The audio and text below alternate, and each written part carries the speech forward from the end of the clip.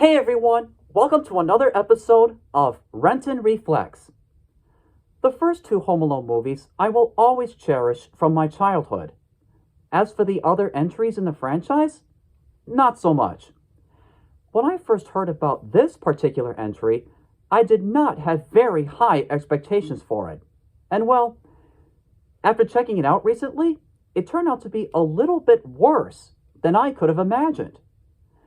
Even though this entry does essentially feature the same premise as Home Alone 1, in which a boy gets left behind by accident while his family goes on Christmas vacation, and he uses traps to stop two robbers from invading his home on the night before Christmas, it thankfully is not exactly the same as Home Alone 1. The boy in this one is a British kid named Max, and the two robbers are not legitimate robbers. Instead, they're an innocent married couple named Jeff and Pam.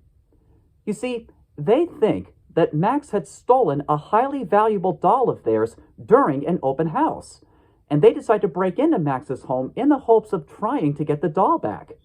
Hilarious hijinks and huge misunderstandings occur during the process. As unsurprising as it may be for me to say, this movie is downright terrible.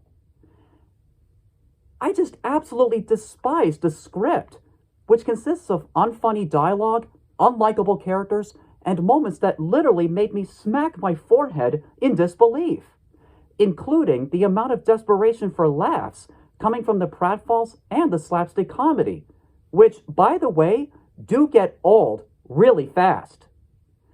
Even though the script does some things different with the premise, while occasionally revisiting familiar moments from Home Alone 1, it just doesn't feel original, as if to say the writers weren't actually trying.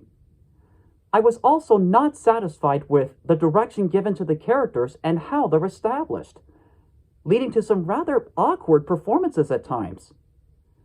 I can't help but think that maybe Max is a little too sadistic in how he executes his traps, making me feel a little bit sorry for both Jeff and Pam.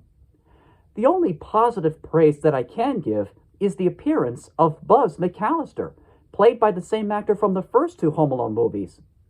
In this one, Buzz is a police officer. Now that was a really nice cameo.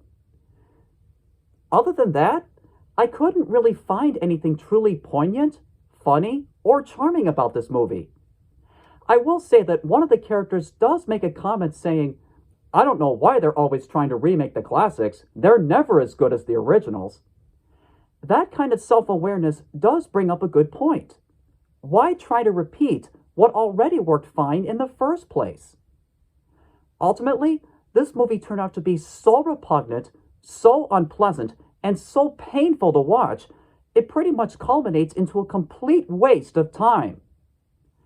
If I were to rate this holiday film on a scale between 1 and 10, I'd give it a 3. It may not be the worst Home Alone movie in the franchise. Personally, I feel that Home Alone 4 is the absolute worst.